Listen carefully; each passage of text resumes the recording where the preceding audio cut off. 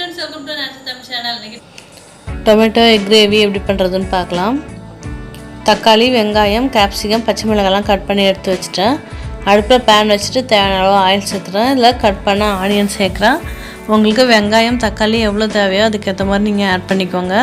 அடுத்து பச்சை மிளகாய், கருவேப்பிலை சேர்க்குறேன். நல்லா வதங்கட்டும்.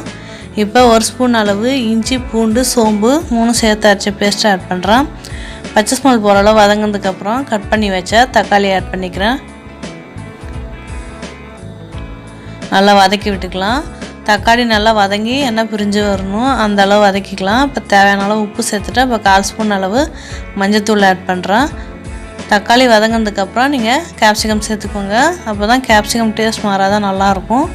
அடுத்து காரத்துக்கு தேவையான அளவு தனி மிளகாய் தூள் சேர்த்துக்கிறேன். நல்லா வதக்கி விட்டுக்கலாம். இதில் 1/4 டம்ளர் அளவு தண்ணி சேர்த்துட்டு கொதிக்க வச்சுக்கலாம். இப்போ இதில் கரம் மசாலா தூள், மிளகு ஜீரகத்தூள் ஆட் பண்ணுறேன். அடுத்து 3 முட்டையை உடச்சிட்டு சேர்க்குறேன். முட்டையை சேர்த்ததுக்கப்புறம் 1 நிமிஷம் கழித்து நல்லா மிக்ஸ் பண்ணி விட்டுக்கோங்க. இதை மூடி போட்டு 5 நிமிஷம் நல்லா லோ ஃப்ளேமில் வச்சிடலாம். நல்லா எண்ணெய் பிரிஞ்சு வரணும். பாருங்கள், ரெடி ஆகிடுச்சு. இப்போ ரொம்ப சுவையான முட்டை தக்காளி கிரேவி ரெடி ஆகிடுச்சு. இது சப்பாத்திக்கு ரொம்ப சூப்பரான காம்பினேஷனாக இருக்கும். இதே மொத்தத்தில் ட்ரை பண்ணி பார்த்துட்டு எப்படி இருக்குன்னு மறக்காமல் கமெண்ட்டில் சொல்லுங்கள். இந்த வீடியோ பிடிச்சிருந்தால் லைக் பண்ணுங்கள், ஷேர் பண்ணுங்கள். மறக்காமல் சேனலை சப்ஸ்கிரைப் பண்ணி பார்த்துக்கோங்க. தேங்க்ஸ் ஃபார் வாட்சிங்.